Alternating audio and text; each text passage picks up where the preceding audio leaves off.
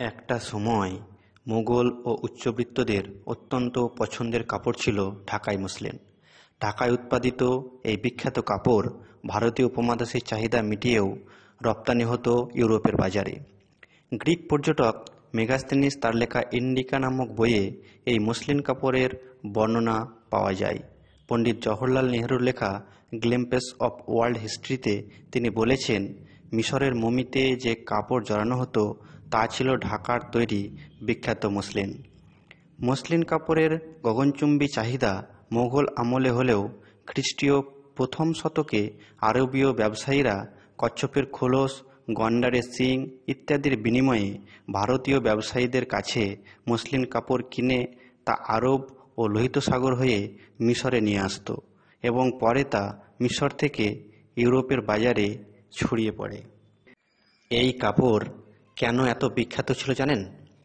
মিহি ও সূক্ষ্ম সুতোয় তৈরি 40 হাত লম্বা ও 2 হাত চওড়া একটি মসলিন কাপড় অনায়াসেই একটি সাধারণ আংটির মধ্যে প্রবেশ করানো যেত। শুধু তাই নয়, 50 মিটার দীর্ঘ একটি মসলিন কাপড়কে একটি দেশলাই বাক্সের মধ্যে ভরে রাখা যেত।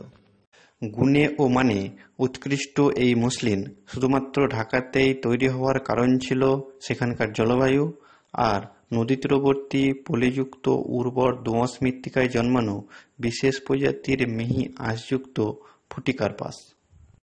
গাজীপুরের নিকটবর্তী এক গ্রামে এই বিশেষ প্রজাতির কার্পাস প্রচুর পরিমাণে চাষ হতো বলে এই গ্রামের নাম হয় কাপাসিয়া। অন্যদিকে নাতিশীতোষ্ণ আর্দ্র জলবায়ু হল সূক্ষ্ম সুতো কাটার উপযোগী। জলবায়ু শুষ্ক হলে সুতো ছিঁড়ে যেত, তাই আর্দ্রতা বজায় রাখার জন্য তখনকার মহিলারা মাঝ নদীতে নৌকায় বসে সুতো কাটতেন বলেও জানা যায়। এই মসলিন কাপড় বুনতে 700 থেকে 1200 কাউন্টের সুতো ব্যবহার করা হতো, তবে 500 কাউন্টের সুতো ব্যবহার করারও চল ছিল। আর এই সুতো বোনার উপযুক্ত সময় ছিল ভোরবেলা। কাউন্ট যত বেশি হয় সুতো তত বেশি সূক্ষ্ম হয়। 1 কিমি দীর্ঘ সুতোকে তার ওজন দিয়ে ভাগ করলে কাউন্ট পাওয়া যায়।